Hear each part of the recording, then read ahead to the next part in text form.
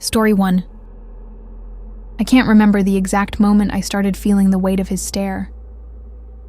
Maybe it was the first night, when I saw a silhouette standing by the tree line outside my childhood home. Or maybe it was at Mom's funeral, when I caught his eyes, lingering a little too long. I'd been back in this godforsaken town for less than a week, and already there was a fucking storm brewing inside me. I've never liked silence. As a school counselor, I'm used to noise. Kids asking questions, teachers calling for help, the low murmur of a dozen voices blending together. But here, inside these worn-out walls, the quiet wrapped around my throat like a noose. Every sound, outside, tree branches scratching, gravel shifting, wind moaning, felt like a warning. Or a goddamn invitation. Let's talk about my neighbor, Trent. He lives in the house directly to the left of mine, separated by an acre or so of half-dead grass and pine trees. Trent was in my class back in high school. He was always a little off, no real friends, always scribbling in those notebooks of his. He tried to blend in, but something about him made my skin crawl. I can't pinpoint when I noticed his eyes following me in the hallways, but I swear to Jesus Christ, it was like he never fucking blinked. When I first moved in after Mom died, he seemed polite enough. He walked over that same evening, wearing this dopey grin and carrying a half-wilted bouquet. "Just wanted to say hi," he muttered, gaze flicking around the living room like he was taking inventory of my whole life. "I'm sorry about your mom." I said thanks, mostly because I didn't want to be an asshole on the first day. But the moment he turned to leave, I felt the air shift, like he'd left something behind. Or maybe I just realized how alone I was in that creaky old house. The next morning, I found footprints outside my bedroom window, muddy half-prints in the grass. My stomach clenched. I don't care if it was a neighbor, a random kid, or some bastard from the middle of nowhere. Who the hell lurks outside a bedroom window at night? I tried not to spiral. Maybe I was being paranoid. So I got to work cleaning up the place. Sorting through Mom's belongings was the worst part. Every photo, every piece of clothing. I kept imagining her voice telling me to be careful, telling me to lock the doors. She used to say it all the time. "You can't trust everyone who smiles at you, Mel." I didn't fully get what she meant until the second night, when I woke up at 3 a.m. to a scraping noise by the back door. I jolted out of bed and grabbed a flashlight. The kitchen was dark. My heart hammered so hard I thought it'd shatter my ribs. And there, behind the curtain of the back window, I saw a shape. A person.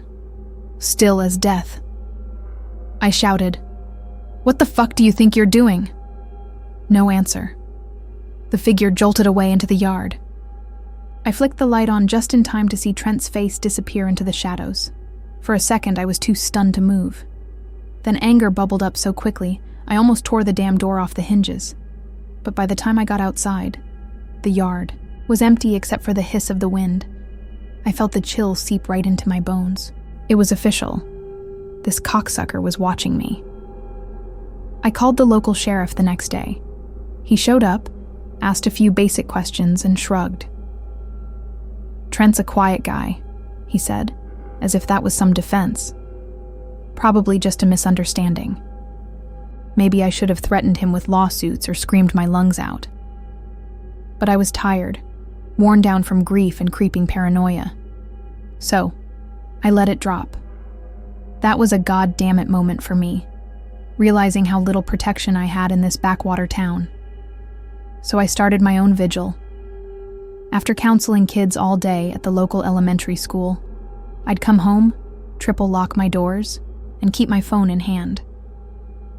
Every once in a while, I'd spot him from the kitchen window, lurking behind a tree, or walking along the fence with a slow, casual stride, like he belonged there.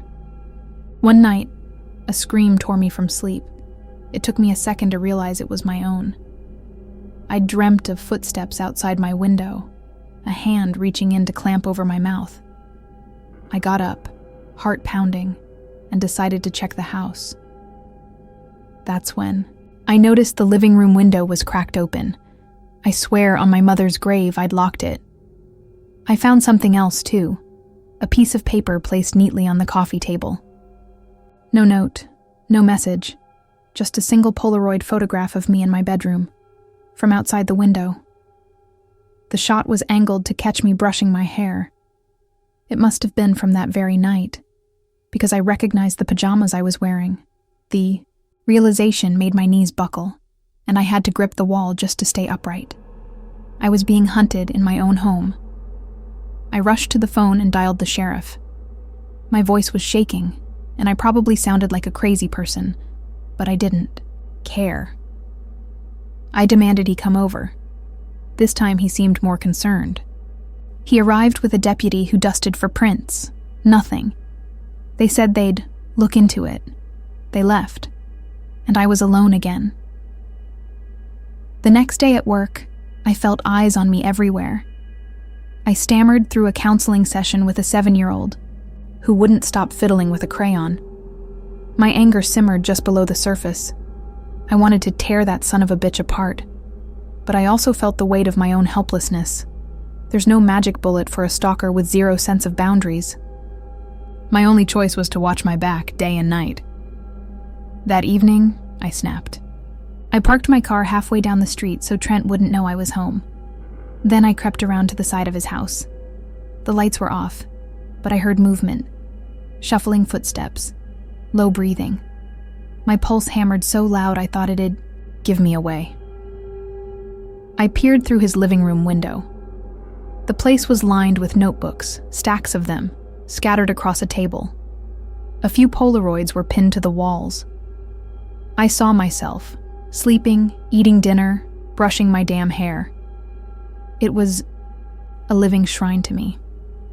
This was beyond obsession. It was worship. I felt a hot flush of rage, followed by a wave of nausea. I nearly lost my nerve then and there. Suddenly, I heard the floor creak. Trent walked into the room and picked up a camera off the table. He mumbled something under his breath, pacing in slow circles, like he was rehearsing a speech. I froze, my heart pounding so violently I thought I'd pass out. Then he turned toward the window and I ducked into the bushes. I cussed under my breath, piss. My hands trembled as I crawled back to my car in a half crouch. That night, I barricaded myself inside my bungalow. 2 chairs shoved under each door handle, curtains drawn, every light burning bright. I kept a kitchen knife in one hand and dialed, the sheriff in the other. They promised to send someone. I waited for what felt like hours. Then the power went out. My phone flashlight flickered across the room. The windows were black squares. The silence was complete. My own breath thundered in my ears. Then I heard the front door handle rattle. A slow, deliberate twist, testing. The lock. I clamped my hand over my mouth to stifle a gasp. Another rattle, followed by the scrape of metal. I held my breath, knife shaking in my grip, praying he wouldn't find a way in. Suddenly, sirens wailed in the distance. The rattling stopped. I peered out the window, and the faint red-blue lights danced across the yard. My legs nearly gave, out from relief as I watched the cruiser pull up. The sheriff found me huddled in the corner, drenched in sweat. He and his deputy searched the property, but by then, Trent was gone. They found him 2 days later, holed up in a friend's abandoned trailer with his sick shrine of Polaroids, notebooks, and God knows what else. He was taken into custody, pending a psychiatric evaluation. I heard he kept muttering my name over and over. I'm still here in Mom's bungalow, sleeping with the lights on, checking every door and window 5 times before bed. He's locked up, sure, but let me tell you something. That brand of obsession doesn't just vanish. Every creak of the floorboard still makes my throat tighten. Every time the sun goes down, I wonder if some other fucker is out there, watching, from the tree line. And I don't think I'll ever feel safe in my own home again. Before we dive into the next story, don't forget to like, subscribe, and comment your thoughts. Thanks for your support. Story 2.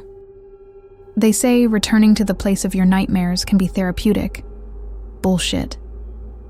Standing here, on the cracked pavement of the old playground, all I feel is my pulse thudding in my ears.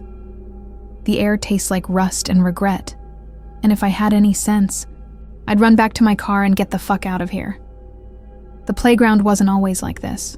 I remember a time when half the swings still worked, and kids actually played here. Now the slides are coated in graffiti, the jungle gym's a rusted death trap, and the only people who linger are the ones with nowhere else to go. I spot an older guy rummaging through a trash can. For a second, my heart spikes, because I think it might be him. The guy who used to terrorize me when I was a scrawny 11-year-old, trembling behind the monkey bars. His name is Marcus. And yes, I've heard the stories.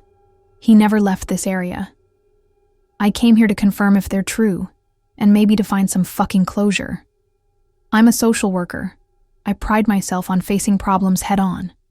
But stepping toward the swing set, I feel that old dread crawling up my spine. The squeak of rusted chains makes my throat tighten. Each step feels heavier than the last. I can practically feel his hand closing around my wrist again, like back then, when he dragged me behind the park restroom and threatened to crush my fingers if I told anyone he stole my lunch money. I approach a bench covered in broken beer bottles. Hello? My voice sounds pathetic. Too quiet. I force myself to speak louder. I'm looking for Marcus. The rummaging man glances at me, shakes his head, and goes back to his trash. I realize how fucking stupid this is. Who comes to a place like this, at dusk, calling out the name of an old bully? But I need answers. Because I've tried to help a few homeless teens in this area, and they all whispered the same thing. That big guy in the park, he's bad news. Rumors swirl about missing kids, stolen belongings, even a young mother who vanished after crossing paths with him. I'm trying to piece it together, to see if that monstrous teenager I remember turned into a full-blown cocksucker of an adult terrorizing people. As I round the corner near the busted slide, I see him. He's sitting on the ground, leaning against the slide steps, rummaging through a ragged backpack. Even in the fading light, there's no mistaking that hulking frame, those broad shoulders, the nearly shaved head. My stomach twists as I realize this is it. No more running. His eyes flick up. Recognition lights them up immediately, and he bares his teeth in something resembling a smile. Vanessa, he drawls. Didn't expect to see you in my playground. I swallow a wave of revulsion. It was never your playground, you son of a bitch. He laughs, a hollow, rasping sound. Still got that mouth on you. I glance around, noticing how empty the place is. The sun is just a bruise on the horizon now, painting everything in dim orange. My instincts scream at me to leave, but there's a fire burning in my gut that refuses to die. I came to find out if those rumors about you are true. I manage, my voice wobbling. About people going missing. You messing with them. Marcus's eyes narrow. What do you care? You're some hotshot social worker now, right? Came to fix me?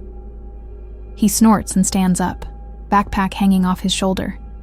He's huge, easily a head taller than me. Even though I'm 26 now and not some scrawny kid, I feel dwarfed by his presence. My mind races. I don't want to fix you, I snap.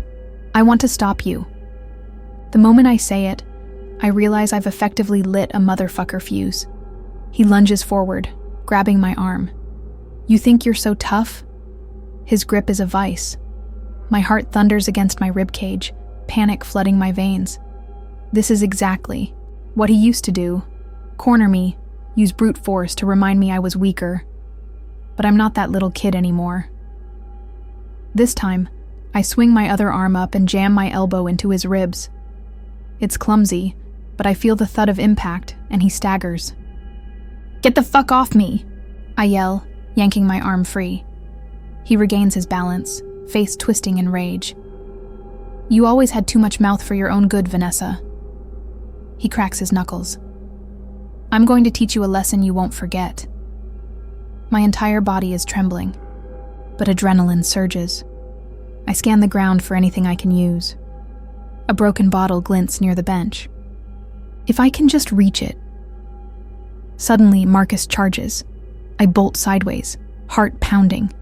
My sneakers skid on the pavement as I scramble toward the bench. He grabs the hood of my jacket, and I hear the fabric rip. I twist out of it, lurching forward, and snatching the jagged bottle piece. He sees what I'm holding and hesitates. His eyes flick from me to the glass in my hand. I try to steady my grip, but my palm is slick with sweat. "You come near me again," I growl, and I swear to... "Jesus, Harold Christ, I'll gut you," Marcus laughs, but there's unease in his eyes now. We face off for a moment. The wind rattles a loose chain on the jungle gym, the sound echoing like a funeral dirge. Sweat trickles down the back of my neck. He steps forward, and I brandish the broken glass. "Don't test me," I hiss. He must sense I'm not bluffing, because he stops. "You think you can scare me with that, you little cunt?" He glances around, as if noticing for the first time that it's just the two of us. No audience, no easy victim to cower. I'm not the trembling child he remembers, and it throws him off. For a split second, we're locked in a stalemate. My heart is hammering so loud I feel it vibrating in my skull. Then, in one sudden motion, he spits on the ground and stomps backward. "Fine," he snaps, voice dripping with contempt. "Get the hell out of here." He storms off into the darkness, disappearing behind the graffiti-splattered bathrooms, leaving me panting near the bench. My legs feel like jelly. My eyes sting, and I realize I'm on the verge of tears. Of fucking relief, fear, and rage all twisted together. I crumple onto the bench, bottle shard still in my hand, for what feels like forever. Eventually, I push myself up and scan the playground. Shadows stretch across the ground, swallowing the place whole. The only light is the pathetic glow of a distant street lamp. My hands won't stop shaking. Some part of me wants to chase Marcus, to drag him by the collar to the nearest police station, but I can barely stand, let alone pursue a man who outmuscles me by at least 50 pounds. Instead, I retrieve my phone, punch in 911, and whisper urgent details to the dispatcher.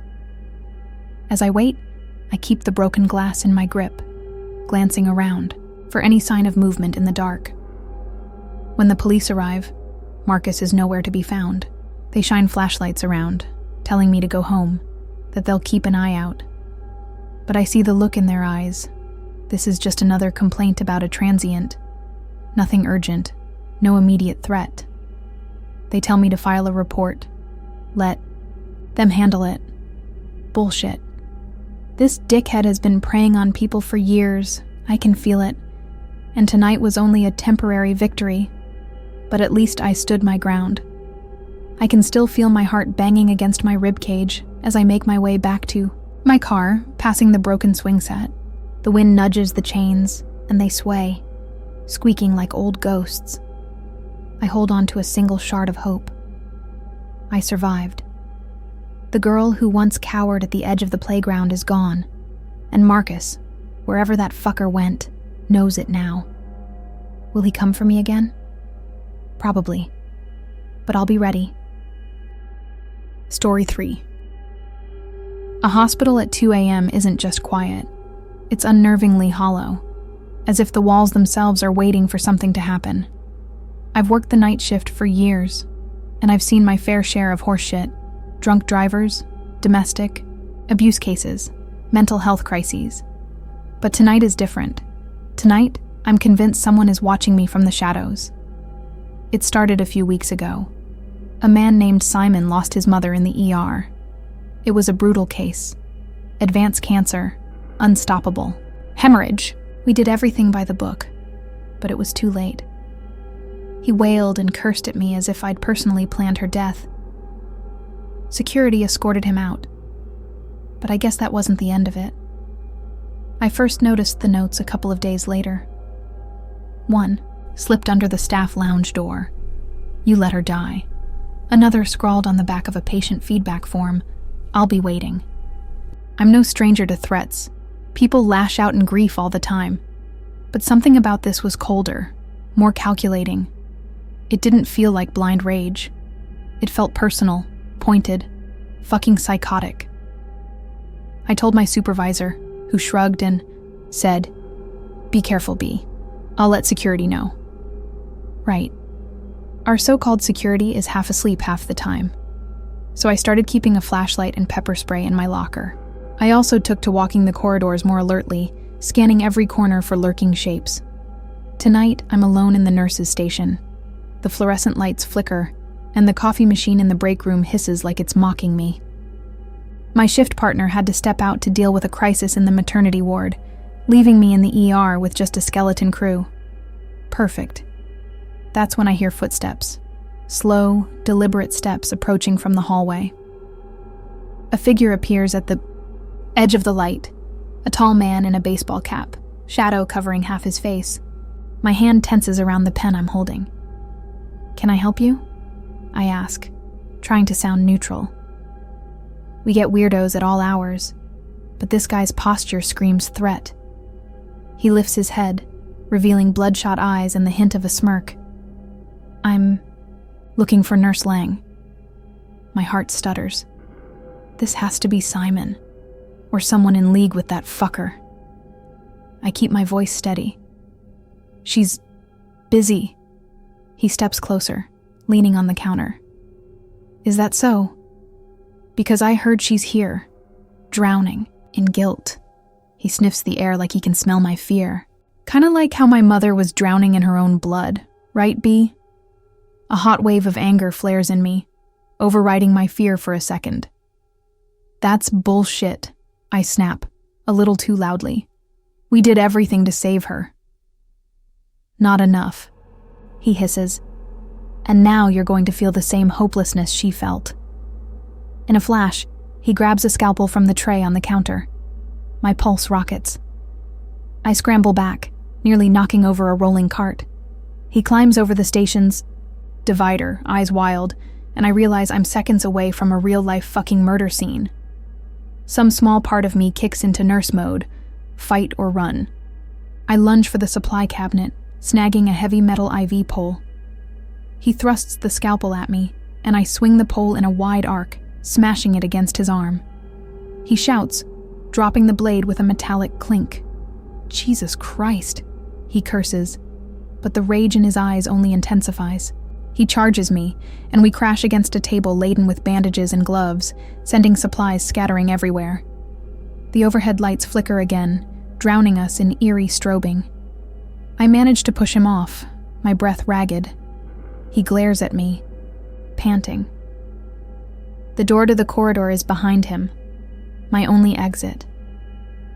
"You're a real tough pussy," he snarls. "You act like you care about people, but you don't. You let them die. You let her die." Something in me snaps. All the guilt, all the shit-ass double shifts, all the times I've had to tell families, "I'm sorry, there's nothing more we can do." It all surges up in a cocktail of fury and desperation. "You think I wanted your mother to die, you fucker?" I scream. "I've seen more people die on this floor than you can imagine. I carry that every single fucking day of my life." He lunges again, trying to tackle me. I sidestep, hearing the squeak of my rubber soles on the linoleum. My mind reels, searching for anything I can use to end this.